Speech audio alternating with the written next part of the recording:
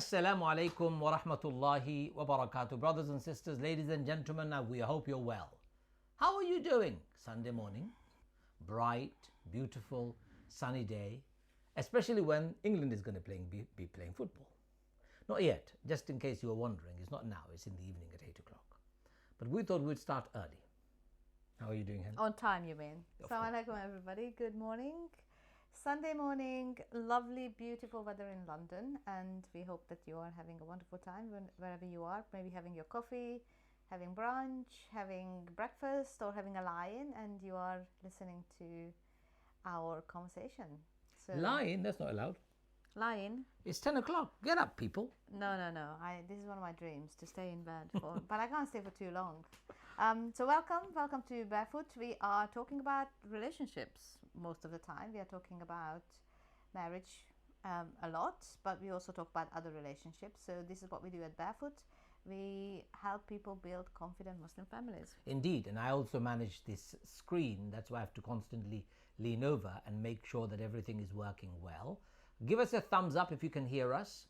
Give us a thumbs up if you can see us. And most importantly, give us a thumbs up if you are with us. So who is with us? I want to hear, I want to see, and certainly I want to talk to you all. So please, brothers and sisters, say hello, good morning, good afternoon, good night, or salam, or bonjour. What else is there? Buenos dias. Buenos dias, that's Spanish. Hungarian? Yoregat. Yoregat. Bengali? Hello, I'm just joking. Sabah al-Noor. Sabah al-Noor is in Arabic. Sabah al-Fool. Egyptian. Bengali, what would be Bengali greetings? What would you say? Shagotom means welcome. Shubho Shonda means good morning. Okay, that's Shuddha Basha. Shuddha Basha. Oh, Samina Zafar said hello. Oh, thank you, Samina. Thank you for letting us know. And Halima says Assalamu alaikum. Wa alaikum Fatima says, ha, Bengali, hello. Great. That was a quick one. I'm sorry, Fatima. But the best one for Bengali is Shubho Shonda, which means good evening. I like that word. Good evening. Yeah, I like the word, Shubho Shonda. And good morning. Good morning is Shubho Shokal, which means good morning, Shokal. Which means in proper Bengali, not in Sylheti, good morning. Anyway, Fatima, thank you for having a good laugh at my expense because I said hello. In Bengali. Well, our last week conversation has stirred some thoughts and some more conversations, which is exactly why we are doing this. We talked about polygamy. It's saved on Ajmal's and I think it's on mine as well, saved on our timeline. You can have a look. Facebook, YouTube, wherever you want to have a catch up on your polygamy skills. I've actually updated my Facebook. Something was wrong. So my main page wasn't broadcasting, but it is now. So you can watch them on both my pages and my YouTube channel and Hannah's Facebook page. And I think we'll also put it up on Barefoot's page. Did you? I didn't. I didn't, so we will. Inshallah. So anyhow, we were talking about polygamy and it has stirred some really interesting reactions from people from all different corners of the world. So let's keep conversing. Today we have picked another interesting topic. I thought you were just about to announce we're talking about polygamy again. Polygamy Mark 2, Fatima. You wish. Fatima says, Ahlan wa sahlan from Duha. Ahlan wa sahlan. Shukran. Ahlan wa sahlan means welcome. Shukran. It doesn't mean good morning, Fatima. Say something in Arabic that would be making us laugh and smile. Fatima Hamza says salam to both of you. Alaykum assalam, Fatima Hamza. I do like assalamu alaikum wa rahmatullahi wa barakatuh. No matter what happens, what mood you're in, what time of the day it is, whatever your wife may have done to you or your husband may have done to you, you still say assalamu alaikum. May peace and blessings be upon you all. That's beautiful. Instead of good morning, just imagine I had a row with my wife. It's not good morning for me. It's a good morning. Oh, good morning. What good morning are you talking about? I had a miserable morning. Luckily, alhamdulillah, we're very proud that Allah has given us a universal greeting.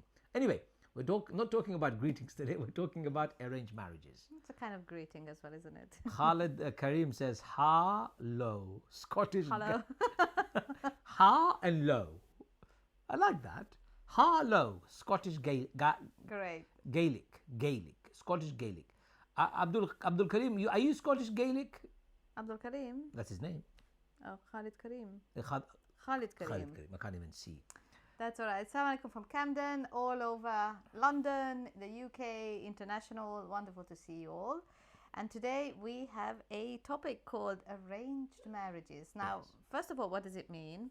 And we were just having a chat with my daughter. It was actually one of her suggestions that we should be talking about arranged marriages. I don't know whether it's to do with her age, that she's nearly 16, so she's probably thinking about the process and thinking about what needs to be done, what is the proper way of doing it, what's happening when it comes to marriage. So what is arranged marriage? Because when you look at things from a really funny perspective, every marriage is arranged. We have to arrange our own marriage, whether we Who arranges the who question? arranges is really the question, not whether Yes. we have arranged marriage or not. I Everyone actually arranges. like the idea. I'm getting married. I find the person that I want to get married to. Go to my parents. I say, Mom and Dad, this is the person I've found to get married. You deal with everything else. You pay for it. I'm just going to sit down and enjoy. I love the idea. You do. Yeah, but it didn't happen with me, unfortunately. My parents were too elderly by the time we got to that stage, and they were not rich enough to be able to afford to pay for any marriage. I'm not regretting it. I'm just saying I think this is a very good idea. So we arrange it ourselves.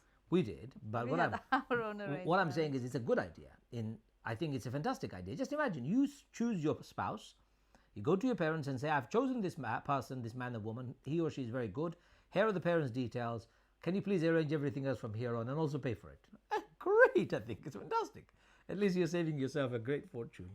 Shaba Khanum says, Salam from Camden. Khalid is saying, yes, Scottish Pakistani. How do you say good morning in Pakistani, in Urdu?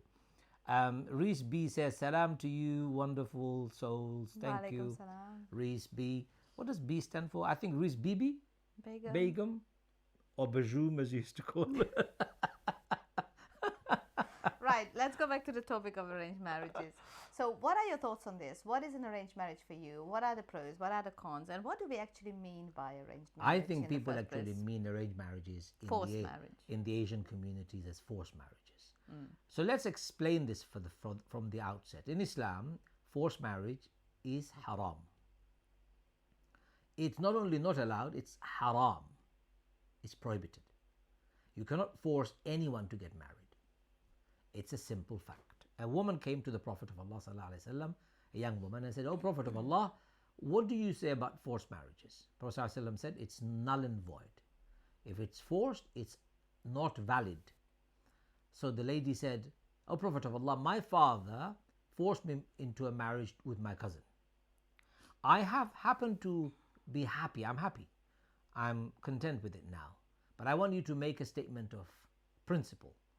So Prophet of Allah sallallahu alaihi wasallam made a point of principle that any parents forcing their children into marriage must note that forced marriage is illegal in Islam, and of course illegal in our UK law.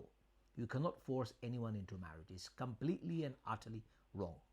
What is forced marriage is what we need to explain a bit more. So do you want to give people a bit of an insight while I get myself entertained by some of the messages? Well, I can see the same. Yeah. So what do we consider to be forced?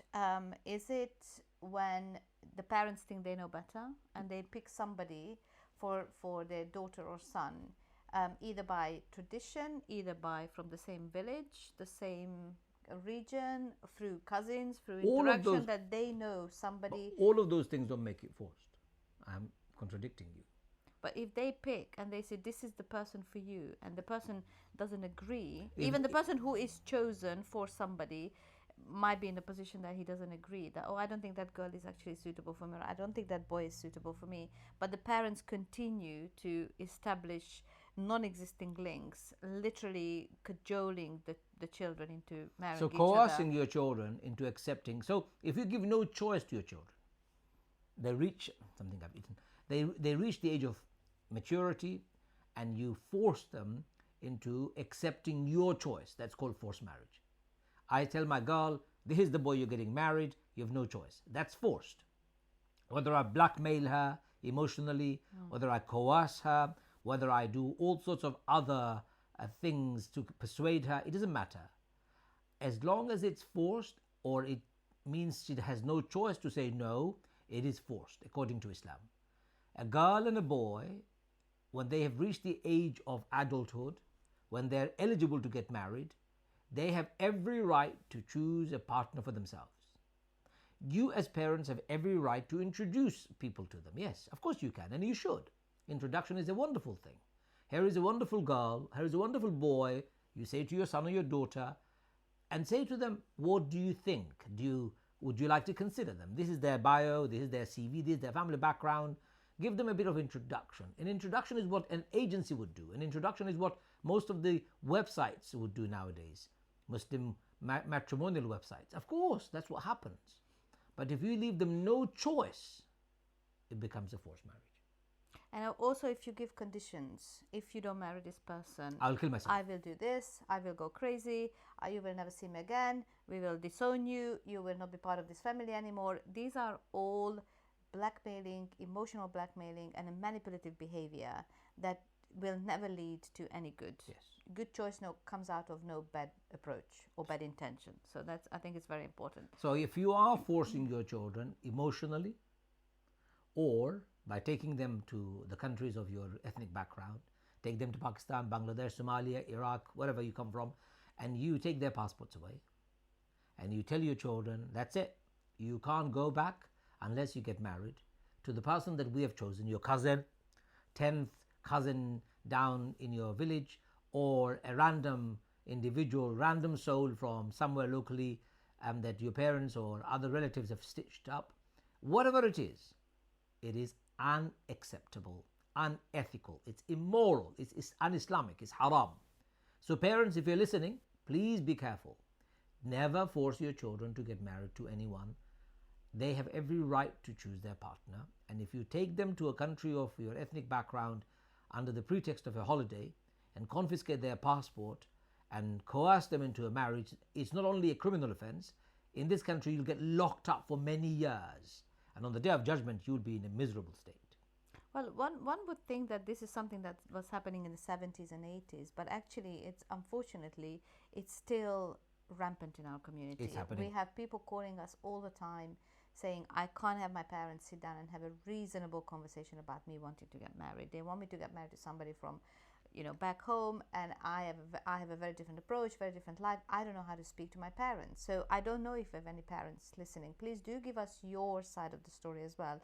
Let us know, what is your rationale behind this? Why do you do what you do? Maybe there is something we can't see, but there are some very clear lines where forced becomes a force, and we have to define that. But we also need to understand what drives parents to do these things, because it's a conversation that we often don't have. So but it is still happening, and it's educated people find themselves lost in the middle of the desert of life and not really knowing what to do with they want to honor their parents, they want to honor the cultural heritage they come from, but they are just unable to get through and understand, why on earth am I even in this situation? Why am I battling with such a practice? Why are my parents doing this to me? Parents think they own their children. Parents think children are their commodity, their asset. And children must abide by what the parents put out. Let me make it very clear. Yes, children are yours. Allah has given you as a gift and an amana, a trust. Yes, of course, the children are yours. And it is true that the children should be good to you. Children should listen to you and listen to your advice. Children should be kind and courteous to you. 100% right. It's in the Quran, Allah said that very clearly. But Quran also stipulates that there is no coercion in religion. La ikraha fi din. There is no coercion in religion. And this word religion here encompasses every behavior, whether it is to do with marriage or to do with financial transaction, economic, domestic, whatever transactions you are making, there is no coercion. You cannot force anybody, you can't compel. So if you think your children are your commodity, your personal possession, and you can do as you like, you're wrong. Children are a gift from Allah. Be humble about it. Teach your children to respect you, to honor you, to listen to you, to take your advice. But the moment you force them, you lose your esteem in their eyes. They don't respect you anymore. So ladies and gentlemen, if you're listening, and if you're parents especially, please note, children are not your commodity. They're not your possession. They're only a gift from Allah. It's it's really interesting how maybe it's a generational thing, how we think differently about children, how we think about parenting in a very different, with a mindset that we probably, obviously our parents didn't have. But I'm reading a very, very interesting book which is about how to hold on to children and the psychology, that the one sentence that I would tell anyone about children is this: when there is a breakdown, it looks like it's a behavior problem, your children are rebelling against you, they want to do everything you tell them not to. It's actually a breakdown of the relationship itself. And this is what happens when it comes to forced marriages. Your children are not misbehaving, quote unquote, because they want to annoy you or they want to do something that will make you upset. They misbehave because they are trying to establish an identity, and the breakdown of relationship is not allowing that conversation to happen. And later on, it leads to what? It leads to you are trying to force something on them, but they are going to be pushing back. And when it comes to marriage, this is exactly what's happening. It's the breakdown of a relationship. It's not a breakdown of, your family in terms of your children wanting to do something the opposite. It's just, think about it, it's the breakdown of a relationship. Absolutely. We've got a few more points here. Jana Hals, assalamu alaikum. Thank you, Jana. Jana. Oli Rahman says it's a marriage for visa. They want to get their nephew from Bangladesh. Absolutely. Or their niece from Bangladesh. This bride for visa, or visa bride or visa groom, is so unethical, so immoral, it's beyond belief.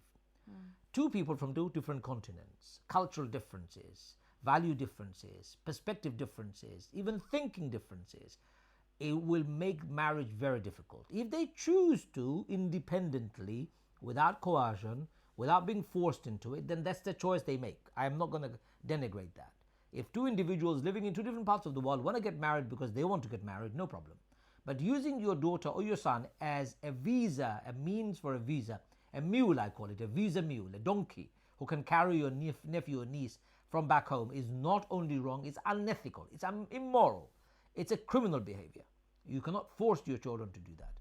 If your children willingly and happily say, yeah, daddy, I don't mind, or mommy, it's wonderful, let's get married, that's fine, that's their choice. We need to be very careful not to use our children as donkeys and mules for visa or visa bride or visa groom. That's a very important point. Any interior motive for marriage other than creating a happy, healthy marital relationship would be, in my opinion, forced, because if you have a bad intention behind it, and usually you see this is what we see very often, is that when the intention is wrong behind the relationship, the entire relationship is falling apart, it's crumbling within weeks, because the intention was wrong, the foundation was wrong, there was nothing, no legs to stand on. There's no barakah in such a behavior, none whatsoever. So they're not your visa mules, as I call them. Please don't use them like that. They're children, they're human beings, they have their desires and aspirations. Forcing them to marriage is not acceptable. Some people force their children to get married because they feel their boy or their girl has strayed from the right path, has relationships with other people in this country, has started dating, not listening, not following the path, and therefore let's bundle them in a bag, literally, buy a ticket, take them back, get them married to their cousin, and that will tame them. Well, two things for here. Firstly, your boy or your girl's rotten behavior is rotten behavior.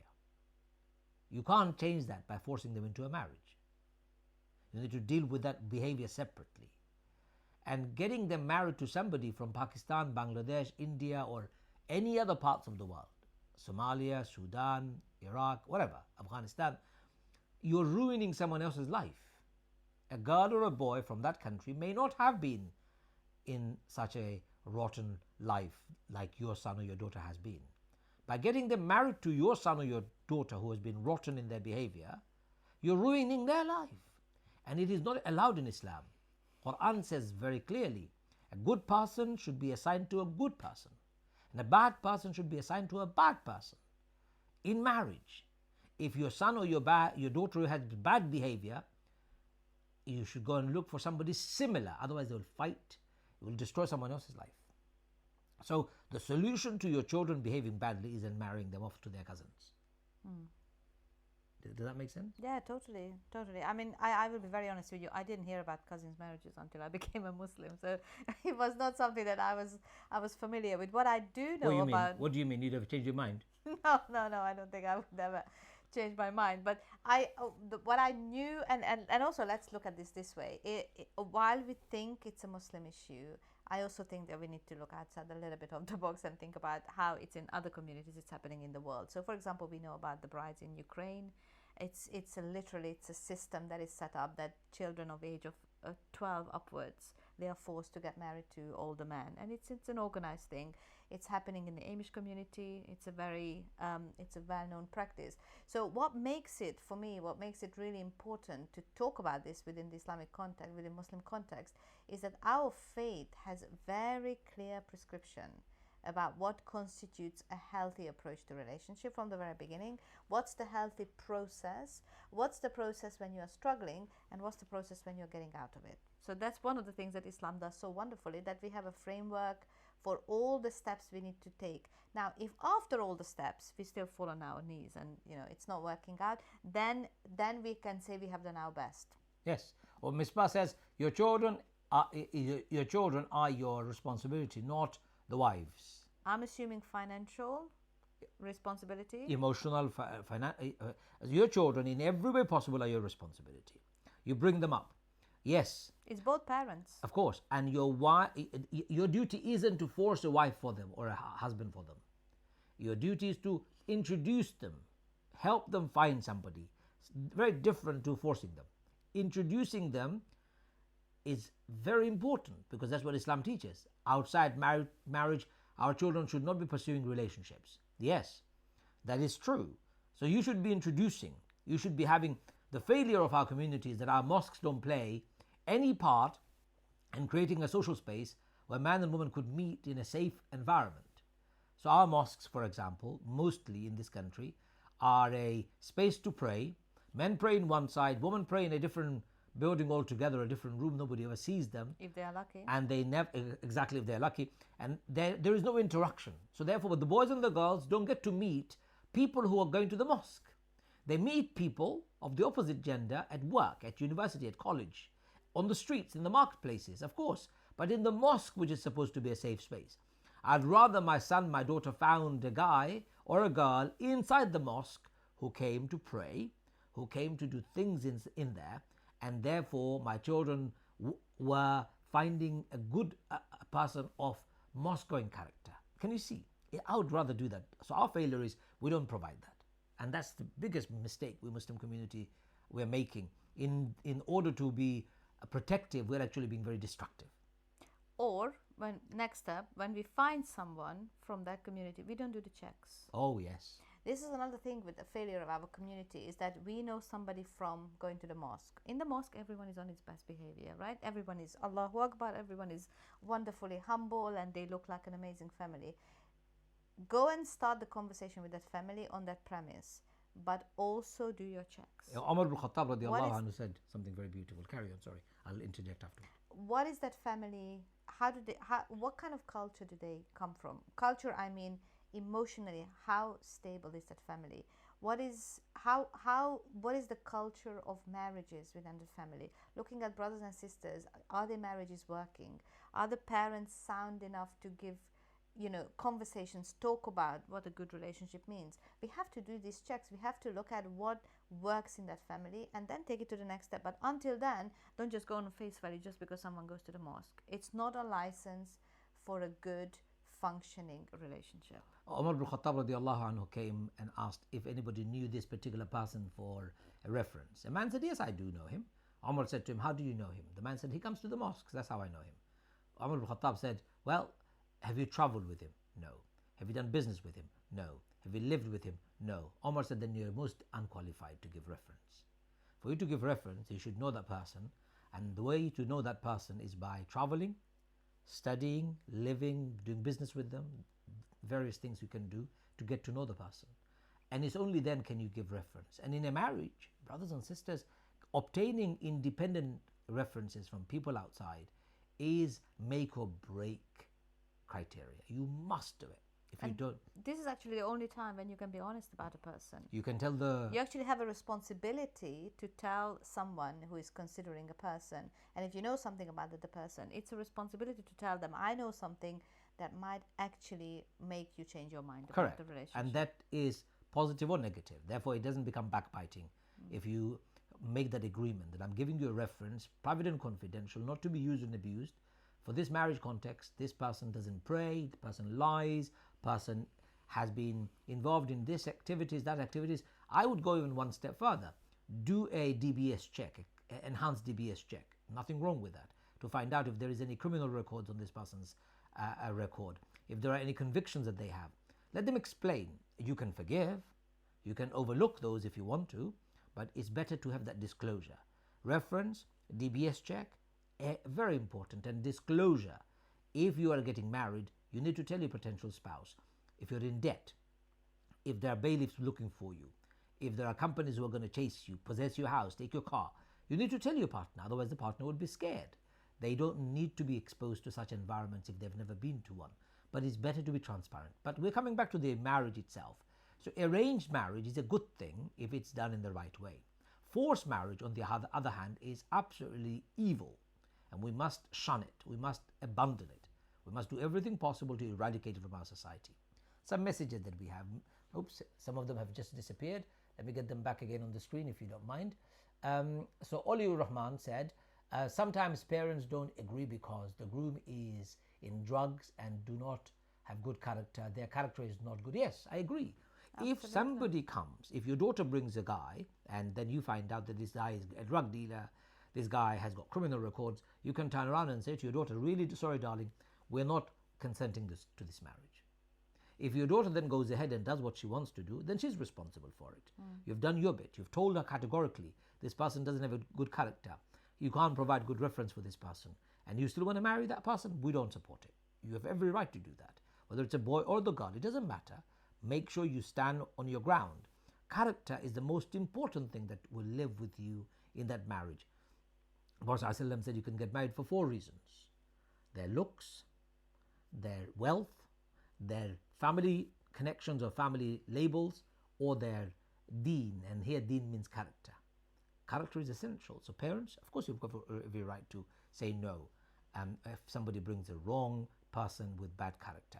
Do you want to read the next one? Misbah says what? Don't find someone bad, just don't get them married. I'm not sure I understand. Misbah first said, I totally agree with you, was the previous statement. Don't find someone bad, just don't get them. Well, if that's so 2 things I think he's saying. Don't find somebody bad. And if you do find somebody bad, and don't just get them for the sake of it. Yes, and if you as parents realize that, tell him. And you need to tell him. Shaheen Abdul Razak said, I think I think the challenge is how we have lost a sense of community since the nuclear family has become the norm. On the other hand, what likely led to this were dysfunctional communities that was rooted in an unhealthy power balance and people pleasing. Therefore, people decided to become more private as opposed to be open. It's the crux of many issues with society, I feel. I agree. Absolutely. That we have moved away from communal interdependency in our society to becoming very nuclear family and very selfish, closed door, nobody knows what's going on. That's the truth about our living too. We've got neighbors across the road, we don't know them, never seen them, never spoken to them. They don't talk to us, we don't talk to them. It's terrible, isn't it? That's not Islamic way, by the way. Islamic way isn't also to be interfering in their lives, but to be aware of each other, to be supportive of one another. And I think that's what this sister or brother is saying. I think it's a sister. Sister Shane. Reflection 111 says, Khalil Gibran said, yes, it's a very beautiful poem. I think on children should be taught to all parents. Yes, it's a poem. It's essentially what it's saying is that your children are not your children. They come through you. I can't quote the entire poem. It's a very beautiful poem. It's talking about how we take or we should never take children as possessions, and we should never feel that we own them anything. Yeah. And what it means is you can do the best. I think in our lives what is quite apparent, we can do the best and we can give them the best of morals, the best of values, but they have a character they come with. And if we miss that opportunity, which is why I think that hadith is so important, that now what we are seeing is young people are going for the looks, the wealth, and the connections. No one is thinking about character, and we are not thinking about our own character, whether I'm ready, I'm able. So when it comes to children, the foundation and the value and the character comes from home. Even though they spend a lot of time at school, there is an amazing thing that parenting does is you orientate your children. If they fall off, if they go off the path, it's their part of their personal journey. This is something that this is their history. But when someone is orientated to a particular thing, they will find their way back. And I think it's really important that that's why the involvement of family when it comes to relationships is important, because when the children feel like, I can't actually talk to mom and dad about relationship because they will say this, I know what they think, I can't have a conversation because I know they will say no to this or that, they will go somewhere else for orientation. Everybody wants to be orientated to what feels natural, and what is natural, what should be natural, is the family. If we don't have that, we will go to somewhere else. We will go to our peers, we will go to friends, and we will consult the wrong people when it comes to orientation. And this orientation is what a lot of experts have said. If you don't give your children love and a solid foundation, if you don't give your children an open communication platform, a trusting and a safe environment to grow up in, the first person who pays them attention and gives them any of that, that's the person that they're going to run to. The first boy that gives that to a girl, that's going to be the boy that's going to take your girl. The first girl that gives that to your boy, that's going to be the girl that takes your boy. I'm not saying taking in the negative sense of the word only. I'm saying you, having not provided that, then can't complain. You've already lost that moral high ground. It's a breakdown of relationship, right? So if you're in a relationship where you want to nurture love and respect, you actually have to really do that on a daily basis. You have to tell your children. I have this habit I developed the day my kids were born. I promised myself that every single day I will tell them I love them twice. And every time my daughter gets out of the car, I send her to school to say I love you.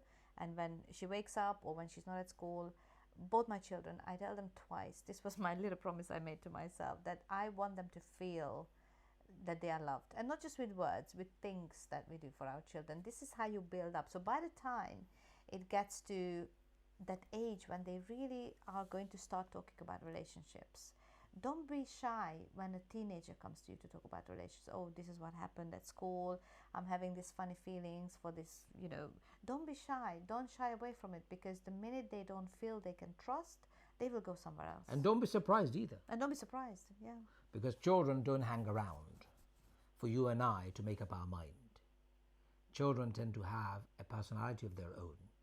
And if we don't offer them the nurturing space, they develop their own personality and they develop their own ambitions and goals in life. Let's go back to some of the points. Rukhsana Khan says, in Islam, marriage is a contract. Be open and clear in the beginning of marriage negotiations. Also, please remember, marriage is a union of two families as well as two individuals. When challenges come in marriage, we want all members of the family to play their correct roles to help and assist the couple. Very good point. There's also the danger of every member of the family being involved in your marriage, is that they could be overwhelmed. So there has to be a balance. But we're talking about arranged marriage today. One aspect of marriage that we've not talked about is called the love marriage. A lot of people think love marriage is haram. When you've fallen in love with somebody, what did Rasul say? The best thing you can do for two people who have fallen in love is to get them married. That's what the Prophet of Allah said. If Prophet of Allah said this, who are you to deny what the Prophet said? Who are you to deny your children what their rightful space should be? If they're fallen in love, what happens when you've fallen in love? Your heart is involved. When you've fallen in love, your emotions are involved. Your brain is no longer necessarily firing with all rationale points and perspectives. Your brain is saying things, but your heart is dominating. And when that's happening, what you can do is you can only help them to get married. If you prevent them, there'll be chaos. It's actually not the heart. Can I just You pop can. in here? It's we know this from neuroscience. It's not the heart. The heart doesn't actually No, make. but we're not talking about the literal heart. We're talking about the. It's a bit of dopamine. We're talking about the bit of emotions stuff. here. Yeah, of no, course, I understand. But here is why when that happens, why family and consultation is even more important, because when you are in that state, you can't see reality. You can't assess whether this you will overlook some of the things that, because you so want to get married, you overlook some of the fundamentals. And we also have a lot of cases when people feel it, that it's not right. It looks great on paper, the potential is amazing, every description is great. They meet for the first time and they feel something that they can't put into words. This feeling of I just know it's not right, and I can't explain it. And you have it on the opposite way. Something may not look perfect on paper, but you go there and it feels right. I mean, that's what I felt with my husband when I met him for the first time. Well, I'm not surprised. I'm not Nothing made surprised. sense. Nothing made sense. Like a Hungarian would marry a Bengali. I think I besotted you. No, I'm not talking about besotment. Or did I bewitch you? I don't know. But logically, so this is where character is so important, that you really have to be very conscious of what you want, who you are, what can you cope with and what you can't, because then you have an informed state that someone comes, they don't knock you off your balance in some ways, and this is where consultation is very important. I had nobody to consult with. I only had one person who I could consult with, and I trusted his opinion. And you made the right decision. I think I made the right decision. But it is, what I'm saying is that because my father wasn't around, even if he was around, he couldn't have helped me because he didn't speak enough English to speak with you. You need to tell people, not the name of the person that you consulted, why that person was very important in your life. The person you consulted was not an ordinary human being. He was a wise man. He had his own family. He had his own family. He was very knowledgeable. He was respectful. He was very mature. Very intelligent. In fact, one of the leading members of our community. He was one of the leaders of our community. And he was a grand person as far as I'm concerned. He spoke to you about me, and he came and told me something else. He said, if I had a son, I would get my son married to this girl. Oh, really? I didn't know that. That's what he said to me.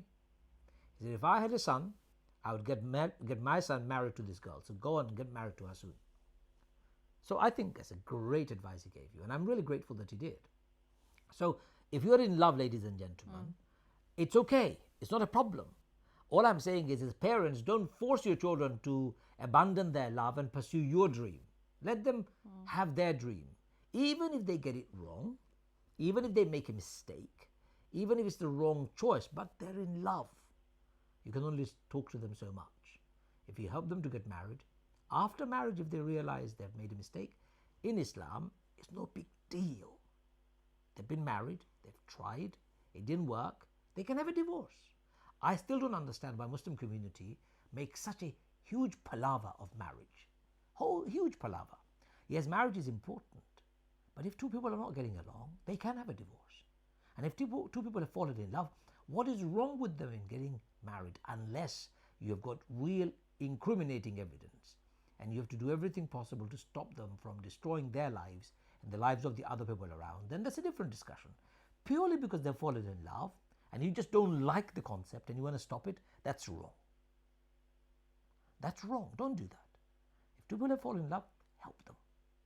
By your help and support, you will win them over. You will help them overcome their difficulties.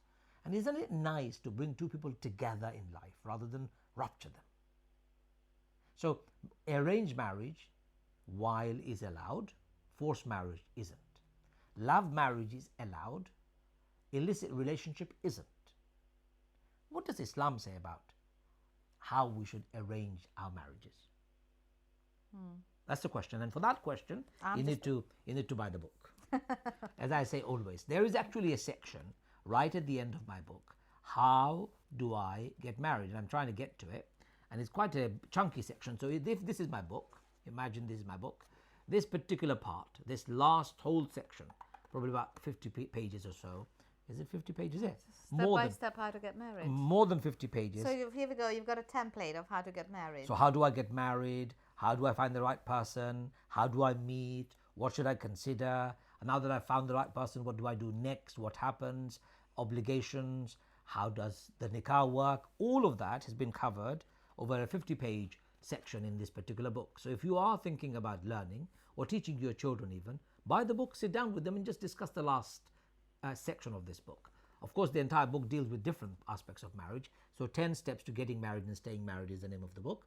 And you can buy that on our website, barefootinstitute.com/bookstore, or my wife's book, Hannah's book, which is called Heart Smart. This is a different one. It's for your learning, for your own reflection, developing instincts and looking at neuroscience and understanding your emotions. Why do you feel, and where the feelings come from? What do you know about these feelings, and how do you choose the right attitude, how to respond? So this was my journey. It's a travelogue, and it's something I have been very lovingly been writing and traveling for it, and it happens in different countries of the world. So I lived in different places. Wonderful.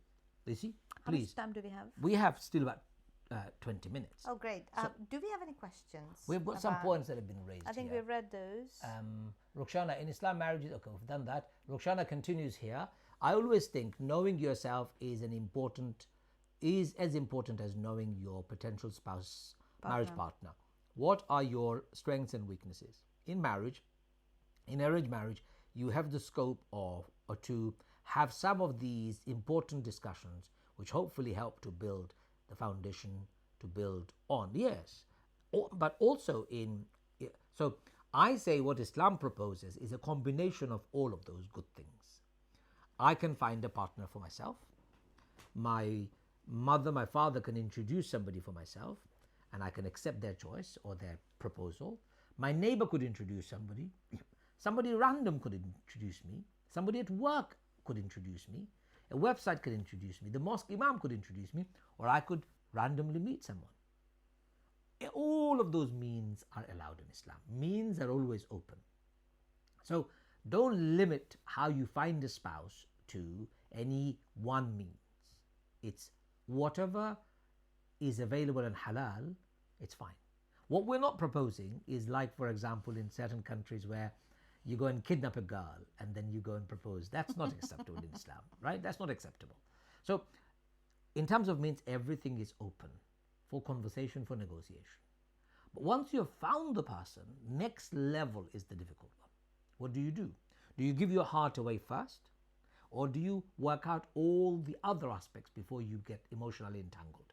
What Islam proposes is find everything first before you become blinded by your emotion.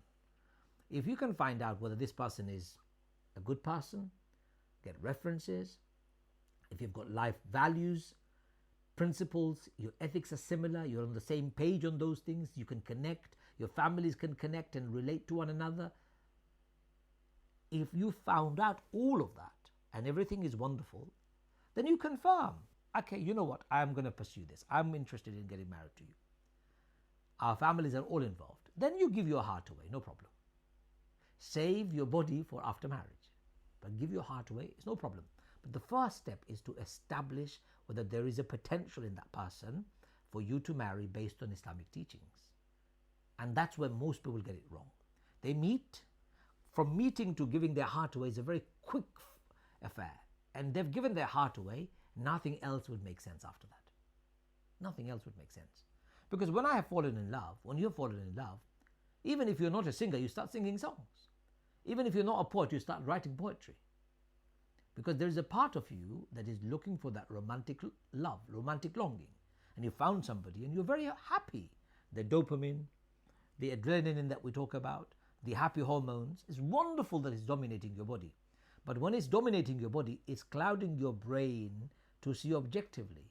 What are the chemicals for objectivity? Well, there's no chemical for objectivity. Your prefrontal cortex is literally gone to sleep. Yes. You can't make decisions. You can't see the tree from the woods because all you can feel is this overwhelming sensation running in your body. And it's literally, the prefrontal cortex has no right or left. It doesn't have the tools to actually really see what's going on. And what is really interesting also is that the brain has the capacity to look at two things, the world in two different ways. One is when you're focusing on, your one thing, it's like, for example, on my finger, the background is going to blur. If I'm focusing on the background, my finger is going to be blurred. What I'm doing is I'm actually looking at different things, but because I'm using two different parts of my brain. So when it comes to love, I can look at when we are in love, this is what we do. We are in love, and the only thing we see is like how wonderful the person is. Try this at home now. Put your finger right in front of your eyes and look at the finger. Focus so much on your finger, and you will see very quickly that everything behind is blurred. But if you focus on the behind everything, the finger becomes blurred. Love is when you blur everything around and focus on one single object. And not just one single object. You only focus on that person's good things that you think are the good characteristics. Yes. You can't see the person's mistakes. You can't see what you feel like, oh, it's a little bit off. I don't quite know what it is. We need to really take in the person. The integrated brain is what we're talking about. Yes, you have to integrate your understanding of, is this person able to be my spouse with the good and the bad? First of all, you need to see what the bad is. You really have to know. If I know a lot of sisters who get married not having a clue that their husband is financially in trouble. This is crazy. A guy confessed to the girl that I'm in debt by 100,000. She said, it's okay. We'll work together and we'll pay it off. And now probably they're wanting a divorce. She said, I can't cope with it. Yeah. She said to me, I must have been a fool saying it's okay. What was I thinking? And then I said to her, you were not thinking. Of course she wasn't thinking. Romance, love overwhelmed her. And that's the issue. So what Islam is proposing is have an integrated approach. Use both left and the right brain. Get the prefrontal cortex to take control of your decision-making process and decide based on the good, the bad, the reference, the amazing information that is out there in the community. I remember one girl, she was getting married, and I said to her, have you found out anything about this girl, about this guy? She said, no, I've not got any reference. But he said he doesn't know anyone. I said, so you're getting married to a loner? She goes, don't say that. I said, yes, literally, you're getting married to a loner. Someone who nobody can give a reference to. Number one, this person has lived for the last 25 years and has made no friends. Doesn't that worry you? This person has lived for 25 years. Nobody can give a reference for this person. Doesn't that worry you? This person has lived for 25 years, doesn't have any social connections. Shouldn't that alarm you? Brothers and sisters, think clearly with your head. Think clearly with your head. If these basic things don't alarm you, you must be sleepwalking into your own destruction. Like Hannah said, your prefrontal cortex has gone to sleep. Wake it up before you get married and make your decisions based on the facts rather than fictions. Don't get married to a person because of their potential. Get married to a person because of what they're offering, what they have here and now. That's all I have. Potential? Who cares about potential? I have a potential to fly. Sure. That's another thing. Is a lot of the times, even parents, when they suggest somebody, they said, "Oh, this boy has such a potential. He's studying to be a lawyer, or he's studying to be a doctor, or whatever. He could fail his exam. He will be rich." So you see, this is the thing: is that parents might have the best intention, but you have to have this constant communication with the parents to say, "Look, the potential, I don't know. What is the potential right in this moment? I don't want to think about what's the potential in 5 years because I might get completely disappointed." We really need to. This is why I think it's so important that we have this communication, that some of the things that your parents will see, and I will be honest with you, so we got married, and the things that my parents would tell me about my husband, some of the things were just out of my peripheral vision. I didn't know them. Some of them were great, and I was very grateful that they highlighted that. My mother still speaks very highly of my husband to anybody. Yesterday she had this incident. Somebody was asking, so what's happening with your daughter, because I know she's married to a Muslim. She must be really oppressed and she's so unhappy. So the things that your parents can see. What did she say to that? Oh, she said, she was very proudly telling, no, my daughter doesn't work like that. Her husband is amazing and they have a very good democratic relationship, she called it.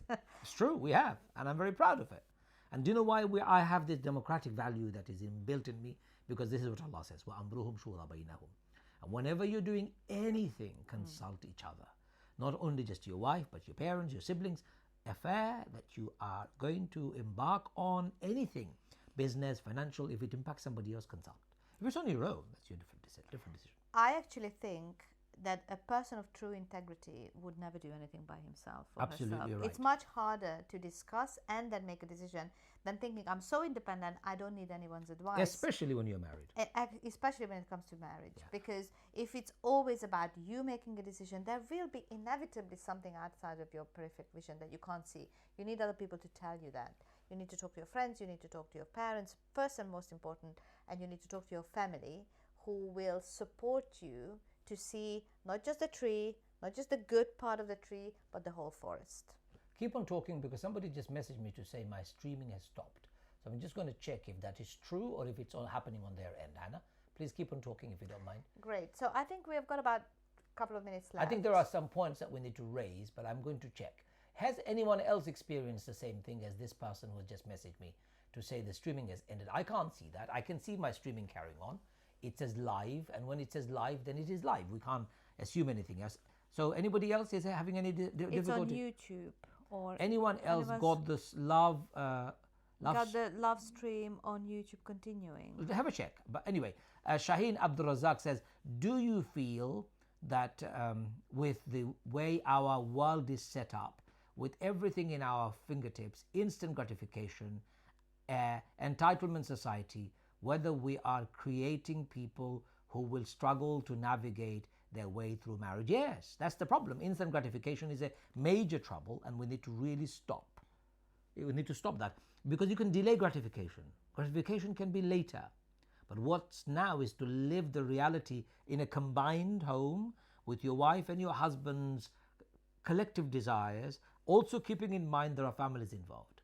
So you're absolutely right. There are certain other points that have been raised by some of the people. So Trisha Siddiqui says, what do you do if a daughter or son wishes to marry someone of a different faith, including if they are not people of the book? How should you handle that situation? That's a very difficult one. And I get that often. And I've experienced it even within my families. I'll tell you what you have to do. You have to really be clear. Allah does not allow a Muslim man or a Muslim woman to pursue a non-Muslim for marriage first. Allah does not allow that. Allah says that. Look for somebody who believes, who is a Muslim, before you get married. That's an order for man and woman.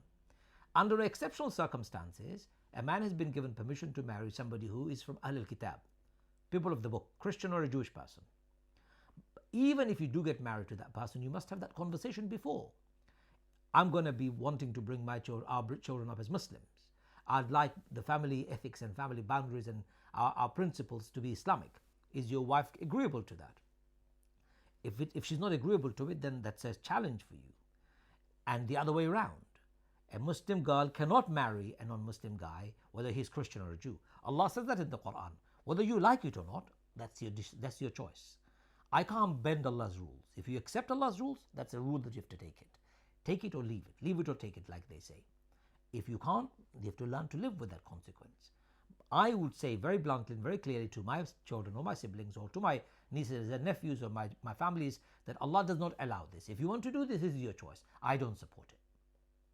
There's nothing wrong with doing that. What do you do after that? That's a negotiated conversation. What kind of relationship you keep? What kind of ties you keep? You have to discuss this again and again and again. Ultimately, brothers and sisters, I don't think you should cut ties off, because cutting ties off is cutting the ties with Allah. By keeping the tie, you may be able to win them over at some stage because of your magnanimous behavior that you've displayed to them. It's not easy, it's difficult, I understand, but don't cut the ties. Yusuf ﷺ's father experienced the most heinous crime committed by his sons. He still did not cut their ties. And I think we should learn from these stories. So the principle is there. Don't allow your children to know anything else in terms of your personal choice. I will not accept you if you marry somebody who you're not allowed to marry according to Islam. If you make that choice, you live with that consequence. I'm not supporting this marriage. That's your right. That's entitlement for you. However, don't cut ties.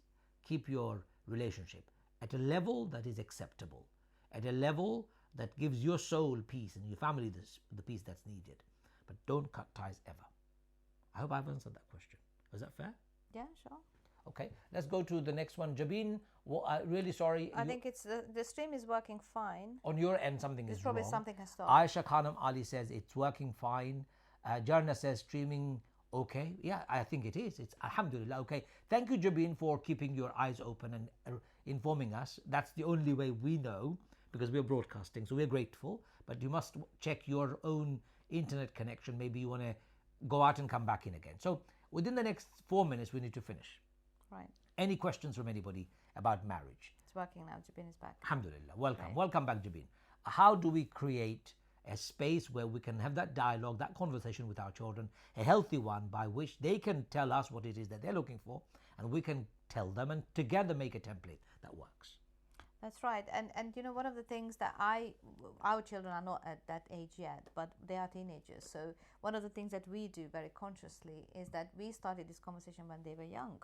We don't shy away from these things. We talk about, you know, when they went to school, even though they were homeschooled for a while. But the relationship issue and the relationship aspect of this kind of conversation should start really early. And I really want to know if there is anyone in the audience who knows that an arranged marriage, for example, it works, because it can be actually sometimes that there are two young people who are completely lost and the parents are very helpful and they put them together and the relationship works. Well, statistically speaking, more arranged marriages have lasted than individually people falling in love and getting married. Love marriages break up very quickly. Arranged marriages last longer. That's statistics, by the way, not my saying. Right. So there must be a reason. So that works, but the other thing that we must do in our homes, and those of you who are watching who have got young children, start these conversations early. Start connecting to your children. Build trust with these conversations, because this is really what this is about. It's about building trust, so they have the courage to come to you and say, well, this is what I'm going through, this is what I'm struggling with, instead of storming out, creating a volcano in the homes because suddenly they want to get married to somebody and they know that they have no way that you will say yes. Or leading a secretive life where they actually have a second life. A life where that you don't know. They have a boyfriend or a girlfriend that they see. You have no idea. They're pursuing a life of all sorts that you've got a clue, because there is no trust and there is no openness between you all. It is true that you don't want to be party to that sin. I understand that. But you need to create that space to tell them, look, we do not approve of that behavior. So if you go down that route, you should know that it is not going to be approved. They should know, and they should be able to talk to you about if they're going through a challenge. If they have met somebody, they should be able to come and say, look, I've met somebody. Can you please help? I have this joke with my daughter every time. She's, every time I tell her, look, you find a boy, bring him home. Let me have a chat with him and his family. And then she said, no, I'm not ready for that. So she knows. Of course, she's only 15. There is a process, and we have to make sure that we give this to our children early on. They understand the context. They might still look for the holes, and they will, like every teenager does that. We did this, I did that, you did that. We always look for the holes. But again, orientation is so important. If there is a framework, if there is something to abide by, if there is a lighthouse, we will want to. We'll be attracted to. We will attract to. Jabin says, really enjoyed spending an hour with you both. MashaAllah. Thank you, Jabin. Thank you. Riz B says, such advice, valuable advice you have both shared. We rarely discuss these topics in the family. Aisha Begum says, thank you so much for outstanding show. Both of you are amazing. Alhamdulillah. Thank you, Riz. I have created an open dialogue with my eldest, so inshallah he can come to me when he is ready. Jabin says, one thing I believe is that mosques should try to be more involved in connecting young people who want to get married in a correct way. Yes. Shaheen Abdul Razak says, I think the statistics rearranged marriage can be because their lack of autonomy and can be so fearful of divorce because of the taboo impact that could be an issue. Many young people, Jabin says, may not meet someone and have to go somewhere and they can get a bit stuck. Local mosques should try and provide yes. Jana Holt says, so glad you both brought this to conversation. Good clarification. Parents need to learn, amend their thinking and approach with children's marriage. Indeed. So we're going to finish now. It's 11 o'clock. Get married soon, if you can, of course. Get in touch with us if you need any help and support. From pre-marriage courses, pre-marriage counseling, to getting you a nikah, giving you a helping hand, to buying our book so that you can get the concept ready as parents and as children, and also post-marriage support if you need, and any counseling that you need. We try and do all of that through Barefoot Institute. You will find us on our website, barefootinstitute.com. Tell everybody, share the information, enjoy your life, most importantly, inshallah. Do you have any final words to say before we finish? I had, but you were speaking so much that I forgot what I wanted to say. I'm really sorry, such is life.